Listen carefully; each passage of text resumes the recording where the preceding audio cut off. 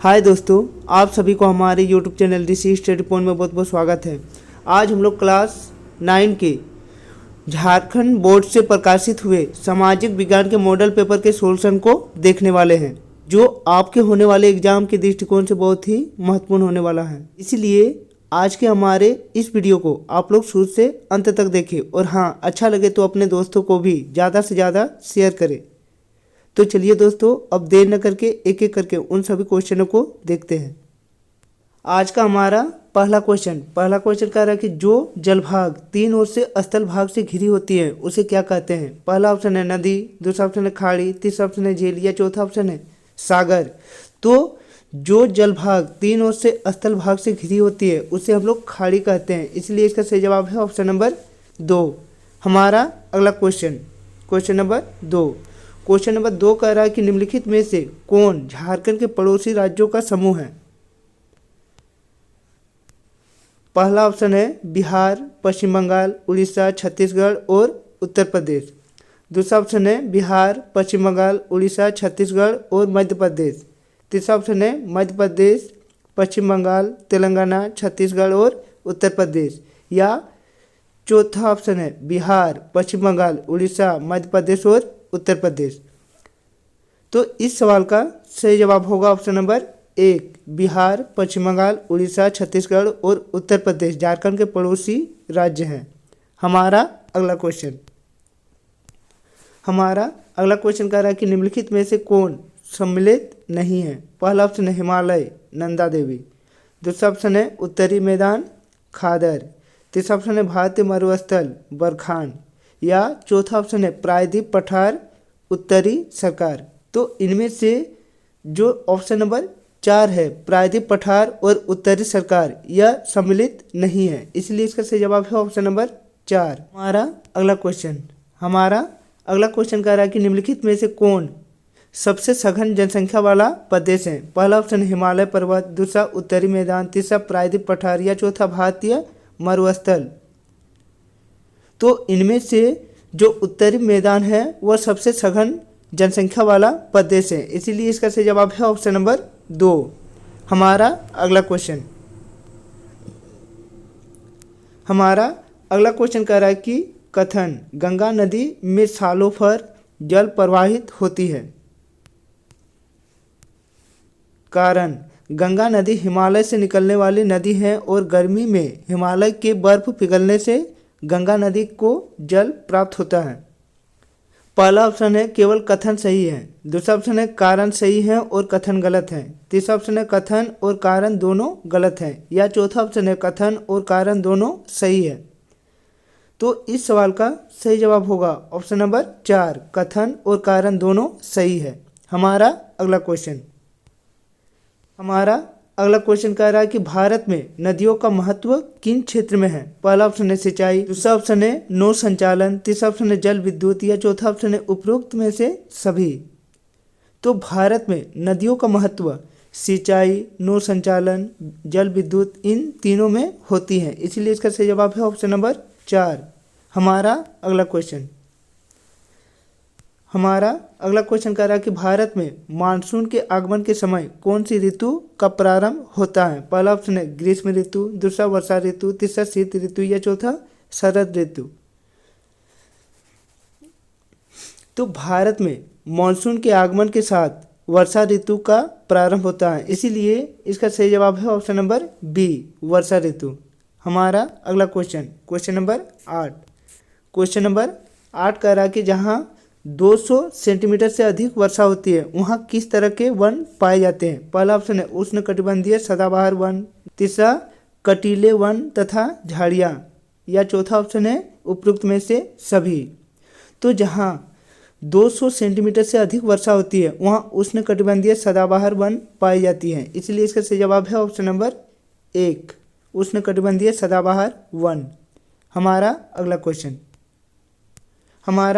अगला क्वेश्चन कह रहा है कि प्रति 1000 पुरुषों पर महिलाओं की संख्या को क्या कहते हैं। पहला ऑप्शन है जनसंख्या संचालन, दूसरा जनसंख्या अनुपात, तीसरा लिंग अनुपात या चौथा आयु संरचना। तो प्रति 1000 पुरुषों पर महिलाओं की संख्याओं को हम लोग लिंग अनुपात कहते हैं, इसलिए इसका सही जवाब है ऑप्शन नंबर 3। हमारा अगला क्वेश्चन कह रहा है कि निम्नलिखित में से कौन जन्म दर का सही अर्थ है। पहला ऑप्शन है 1 वर्ष में प्रति 1000 व्यक्तियों में जितने जीवित बच्चों का जन्म होता है। दूसरा 1 वर्ष में प्रति 1000 व्यक्तियों में जितने जीवित मृत बच्चों का जन्म होता है। तीसरा 1 वर्ष में प्रति 1000 व्यक्तियों में जितने मृत बच्चों का जन्म होता है। या चौथा ऑप्शन है 1 वर्ष में प्रति 1000 व्यक्तियों में जितने बच्चों का प्रवास होती है। तो इनमें से जन्म दर का सही अर्थ 1 वर्ष में प्रति 1000 व्यक्तियों में जितने जीवित बच्चों का जन्म होता है, यह कथन सही है। इसलिए इसका सही जवाब है ऑप्शन नंबर 1। हमारा अगला क्वेश्चन कर रहा है कि किसी भी देश में कानून बनाने का सबसे बड़ा अधिकार किसको होता है। पहला ऑप्शन है राष्ट्रपति, दूसरा प्रधानमंत्री, तीसरा संसद या चौथा सर्वोच्च न्यायालय। तो किसी भी देश में कानून बनाने का सबसे बड़ा अधिकार संसद के पास होती है। इसलिए इसका सही जवाब है ऑप्शन नंबर 3। हमारा अगला क्वेश्चन कह रहा है कि दक्षिण अफ्रीका में रंगभेद कब खत्म हुआ। पहला ऑप्शन है 26 अप्रैल 1948, दूसरा 26 अप्रैल 1994, तीसरा 26 जून 1989 या चौथा ऑप्शन है 26 जनवरी 1994। तो दक्षिण अफ्रीका में रंगभेद 26 अप्रैल 1994 ईस्वी को खत्म हुई थी। इसलिए इसका सही जवाब है ऑप्शन नंबर 2। हमारा अगला क्वेश्चन कह रहा है कि लोकतंत्र जनता के द्वारा और जनता के लिए शासन है, यह परिभाषा किसने दी थी। पहला ऑप्शन है अब्राहम लिंकन, दूसरा रूजवेल्ट, तीसरा महात्मा गांधी या चौथा वुडरो विल्सन। तो लोकतंत्र जनता के द्वारा और जनता के लिए शासन, यह परिभाषा महात्मा गांधी ने दी थी। इसलिए इसका सही जवाब है ऑप्शन नंबर 3, महात्मा गांधी। हमारा अगला क्वेश्चन नंबर 14 कह रहा है कि संविधान सभा की पहली बैठक कब हुई थी। पहला ऑप्शन है दिसंबर 1946, दूसरा जुलाई 1946, तीसरा नवंबर 1949 या चौथा दिसंबर 1949। तो संविधान सभा की पहली बैठक दिसंबर 1946 ईस्वी को हुई थी। इसलिए इसका सही जवाब है ऑप्शन नंबर 1। हमारा अगला क्वेश्चन कह रहा है कि लोकसभा चुनाव के लिए भारत को कितने निर्वाचन क्षेत्रों में बांटा गया है। पहला ऑप्शन है 541, दूसरा 543, तीसरा 241 या चौथा 243।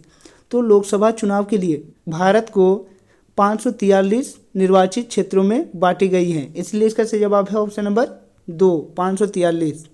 हमारा अगला क्वेश्चन नंबर 16 कह रहा है कि हमारा संविधान हमें कितने मौलिक अधिकार प्रदान करती है। पहला ऑप्शन है 5, दूसरा 6, तीसरा 7 या चौथा 8। तो हमारा संविधान हमें 6 मौलिक अधिकार प्रदान करती है। इसीलिए इसका सही जवाब है ऑप्शन नंबर 2, 6। हमारा अगला क्वेश्चन कह रहा है कि निम्नलिखित में कौन राजनीतिक कार्यपालिका का हिस्सा होता है। पहला ऑप्शन है जिलाधीश, दूसरा ऑप्शन है गृह मंत्रालय का सचिव, तीसरा गृह मंत्री या चौथा पुलिस महानिदेशक। तो इनमें से गृह मंत्री राजनीतिक कार्यपालिका का हिस्सा होता है। इसलिए इसका सही जवाब है ऑप्शन नंबर 3, गृह मंत्री। हमारा अगला क्वेश्चन नंबर 18 कह रहा कि सरकारी निर्णय से उठने वाले विवादों का निपटारा कौन करता है। पहला ऑप्शन है सर्वोच्च न्यायालय, दूसरा राष्ट्रपति, तीसरा प्रधानमंत्री या चौथा मुख्यमंत्री। तो सरकारी निर्णय से उठने वाले विवादों का निपटारा सर्वोच्च न्यायालय के द्वारा की जाती है। इसलिए इसका सही जवाब है ऑप्शन नंबर 1, सर्वोच्च न्यायालय। हमारा अगला क्वेश्चन कह रहा है कि किसके नेतृत्व वाली पार्टी ने 1971 के लोकसभा चुनाव में गरीबी हटाओ का नारा दिया था। पहला ऑप्शन है जयप्रकाश नारायण, दूसरा इंदिरा गांधी, तीसरा मोरारजी देसाई या चौथा ऑप्शन है एन.टी. रामाराव। तो इंदिरा गांधी नेतृत्व वाली पार्टी ने 1971 के लोकसभा चुनाव में गरीबी हटाओ का नारा दिया गया था। इसलिए इसका सही जवाब है ऑप्शन नंबर 2, इंदिरा गांधी। हमारा अगला क्वेश्चन नंबर 20 कह रहा है कि केंद्र सरकार का प्रमुख कौन होता है। पहला ऑप्शन है राष्ट्रपति, दूसरा राज्यपाल, तीसरा प्रधानमंत्री या चौथा मुख्यमंत्री। तो केंद्र सरकार का प्रमुख प्रधानमंत्री होते हैं। इसलिए इसका सही जवाब है ऑप्शन नंबर 3, प्रधानमंत्री। हमारा अगला क्वेश्चन नंबर 21। क्वेश्चन नंबर 21 कह रहा है कि एक वर्ष में किसी भूमि पर एक से ज़्यादा फसल पैदा करने की विधि क्या कहलाती है? पहला ऑप्शन है खरीफ फसल, दूसरा बहुबीज फसल प्रणाली, तीसरा फसल चक्र या चौथा रबी फसल। तो एक वर्ष में किसी भूमि पर एक से ज़्यादा फसल पैदा करने की विधि को हम लोग बहुविध फसल प्रणाली कहते हैं, इसलिए इसका सही जवाब है ऑप्शन नंबर बी। हमारा अगला क्वेश्चन कह रहा है कि निम्नलिखित कथनों में से पालमपुर के संदर्भ में कौन सा कथन सत्य है? पहला ऑप्शन है पालमपुर में 450 परिवारों में से लगभग 1/3 परिवारों के पास खेती के लिए भूमि नहीं है। पहला ऑप्शन है पालमपुर में दुग्ध उत्पादन मुख्य आर्थिक क्रिया है। तीसरा ऑप्शन है पालमपुर आसपास के गांवों और कस्बों से भली भांति नहीं जुड़ी होती है। या चौथा ऑप्शन है पालमपुर में रोगियों के उपचार की कोई व्यवस्था नहीं थी। तो इनमें से जो कथन एक है कि पालमपुर में 450 परिवारों में से लगभग 1/3 परिवारों के पास खेती के लिए भूमि नहीं है, यह कथन बिल्कुल सत्य है, इसलिए इसका सही जवाब है ऑप्शन नंबर 1। हमारा अगला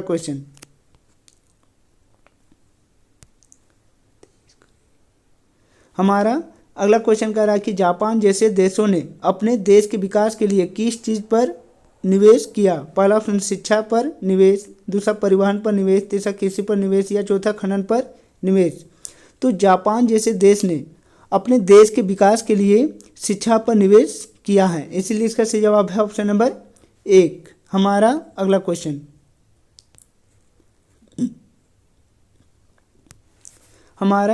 क्वेश्चन कह रहा है कि इनमें से कौन तृतीयक क्षेत्र के क्रियाकलापों में शामिल नहीं है? पहला ऑप्शन है बैंकिंग, दूसरा शिक्षा, तीसरा खनन या चौथा पर्यटन। तो जो इनमें से खनन है वह तृतीयक क्षेत्र के क्रियाकलापों में शामिल नहीं है, इसीलिए इसका सही जवाब है ऑप्शन नंबर 3 खनन। हमारा अगला क्वेश्चन कह रहा है कि भारत सरकार ने कक्षा में बच्चों की उपस्थिति को बढ़ावा देने के लिए कौन सी योजना कार्यरत की है? पहला ऑप्शन है सर्व शिक्षा अभियान, दूसरा सेतु पाठ्यक्रम, तीसरा स्कूल लोटो शिविर या चौथा दोपहर के भोजन की योजना। तो भारत सरकार ने कक्षा में बच्चों की उपस्थिति को बढ़ाने के लिए दोपहर के भोजन की योजना यानी मिड डे मील की योजना को चलाया है, इसलिए इसका सही जवाब है ऑप्शन नंबर 4 दोपहर के भोजन की योजना यानी मिड डे मील। हमारा अगला क्वेश्चन नंबर 26 कह रहा है कि निम्नलिखित में से कौन से राज्य में निर्धनता को कम करने के लिए अनाज के सार्वजनिक वितरण प्रणाली में सुधार किया है? पहला ऑप्शन है पंजाब एवं हरियाणा, दूसरा केरल, तीसरा आंध्र प्रदेश एवं तमिलनाडु या चौथा पश्चिम बंगाल। तो आंध्र प्रदेश और तमिलनाडु राज्य ने निर्धनता को कम करने के लिए अनाज के सार्वजनिक वितरण प्रणाली को सुधार किया है, इसीलिए इसका सही जवाब है option number C Andhra Pradesh एवं तमिलनाडु। हमारा अगला क्वेश्चन नंबर 27 कह रहा है कि निम्नलिखित में से भारत सरकार के किस कार्यक्रम के अंतर्गत अगर आवेदक को 15 दिनों के अंदर रोजगार उपलब्ध नहीं कराया जाता है तो वह दैनिक बेरोजगारी भत्ते का हकदार होगा? पहला ऑप्शन है राष्ट्रीय काम के बदले अनाज, दूसरा राष्ट्रीय रोजगार गारंटी कोष, तीसरा प्रधानमंत्री रोजगार योजना या चौथा स्वर्ण जयंती ग्राम स्वरोजगार योजना। तो राष्ट्रीय रोजगार गारंटी कोष योजना के अंतर्गत भारत सरकार के द्वारा यदि 15 दिनों के अंदर रोजगार उपलब्ध नहीं कराया जाता है तो वह दैनिक बेरोजगारी भत्ते का हकदार होता है, इसलिए इसका सही जवाब है ऑप्शन नंबर 2 राष्ट्रीय रोजगार गारंटी कोष। हमारा अगला क्वेश्चन नंबर 28 कह रहा है कि भारत में ग्रामीण क्षेत्र में प्रतिदिन प्रति व्यक्ति कितनी कैलोरी की आवश्यकता स्वीकृत की गई है? पहला ऑप्शन है 2400 कैलोरी, दूसरा 1400 कैलोरी, तीसरा 2500 कैलोरी या चौथा 3400 कैलोरी। तो भारत में ग्रामीण क्षेत्र में प्रतिदिन प्रति व्यक्ति 2400 कैलोरी की आवश्यकता स्वीकृत की गई है, इसीलिए इसका सही जवाब है ऑप्शन नंबर 1 2400 कैलोरी। हमारा अगला क्वेश्चन कह रहा है कि किसके माध्यम से सरकार द्वारा अधिप्राप्त अनाज, गेहूं और चावल के भंडारण का बफर स्टॉक बनाया जाता है? पहला ऑप्शन है राज्य सरकार, दूसरा भारतीय खाद्य निगम, तीसरा राष्ट्रीय प्रतिदर्शन सर्वेक्षण संगठन या चौथा गृह मंत्रालय। तो भारतीय खाद्य निगम के माध्यम से सरकार द्वारा अधिक प्राप्त अनाज, गेहूं, चावल के भंडारण का बफर स्टॉक बनाया जाता है, इसलिए इसका सही जवाब है ऑप्शन नंबर बी।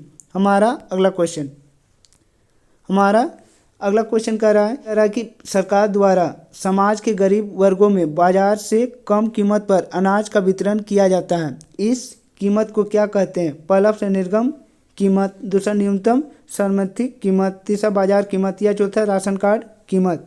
तो सरकार द्वारा समाज के गरीब वर्गों में बाजार से कम कीमत पर अनाज का वितरण किया जाता है। इस कीमत को हम लोग निर्गम कीमत कहते हैं, इसलिए इसका सही जवाब है ऑप्शन नंबर ए, निर्गम कीमत। हमारा अगला क्वेश्चन कह रहा है कि द स्पिरिट ऑफ लॉज नामक रचना के रचनाकार कौन है? पहला ऑप्शन है मोंटेस्क्यू, दूसरा एंजल्स, तीसरा रूसो या चौथा प्लूटो।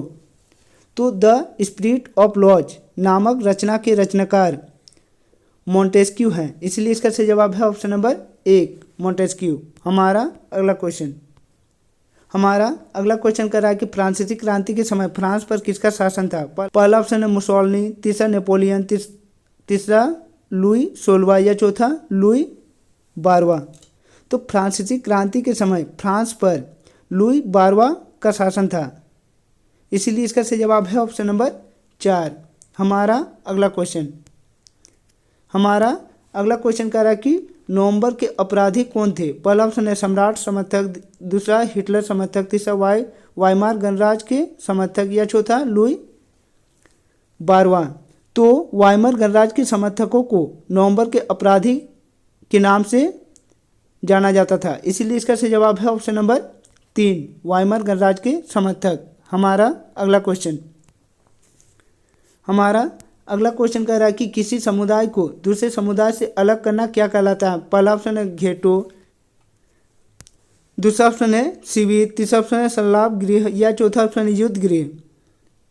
तो किसी समुदाय को दूसरे समुदाय से अलग रखना घेटो कहलाता है, इसलिए इसका सही जवाब है ऑप्शन नंबर 1। हमारा अगला क्वेश्चन नंबर 35 कह रहा है कि भारत का प्रमुख वन महानिदेशक कौन था? पहला ऑप्शन है फोस्टर, दूसरा ऑप्शन है रंगनाथन, तीसरा ऑप्शन है ब्रैंडिस या चौथा ऑप्शन है क्लार्क।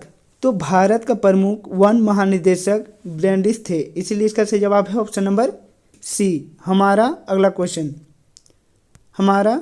क्वेश्चन कह रहा है कि झूम खेती को किस अन्य नाम से जाना जाता है? पहला ऑप्शन है घुमंतू खेती, दूसरा पहाड़ी खेती, तीसरा स्थानीय खेती या चौथा सीढ़ीदार खेती। तो झूम खेती को हम लोग घुमंतू खेती के नाम से भी जानते हैं, इसीलिए इसका सही जवाब है ऑप्शन नंबर 1। हमारा अगला क्वेश्चन कह रहा है कि भारतीय वन सेवा की स्थापना कब हुई थी? पहला ऑप्शन है 1857, दूसरा ऑप्शन है 1864, तीसरा 1874 या चौथा 1854। तो भारतीय वन सेवा की स्थापना 1864 ईस्वी को की गई थी, इसीलिए इसका सही जवाब है ऑप्शन नंबर बी, 1864। हमारा अगला क्वेश्चन कह रहा है कि फ्रांस की क्रांति कब हुई थी? पहला ऑप्शन है 1790, दूसरा 1786, तीसरा ऑप्शन है 1784 या चौथा ऑप्शन है 1700। तो फ्रांस की क्रांति 1789 ईस्वी को हुई थी, इसीलिए इसका सही जवाब है ऑप्शन नंबर 1। हमारा अगला क्वेश्चन नंबर 39 कह रहा है कि औपनिवेशिक सरकार ने अपराधी जनजाति अधिनियम कब पारित किया? पहला ऑप्शन 1879, दूसरा 1871, तीसरा 1869 या चौथा 1854। तो औपनिवेशिक सरकार ने अपराधी जनजाति अधिनियम 1871 ईस्वी को पारित की थी, इसलिए इसका सही जवाब है ऑप्शन नंबर 2। हमारा अगला क्वेश्चन और हमारे इस सेट का आखिरी क्वेश्चन। हमारा अगला क्वेश्चन कह रहा है कि रूस की क्रांति कब हुई थी? पहला ऑप्शन है 1917, दूसरा 1921, तीसरा 1922 या चौथा 1924। तो रूस की क्रांति 1917 ईस्वी को हुई थी। नंबर 1 1917।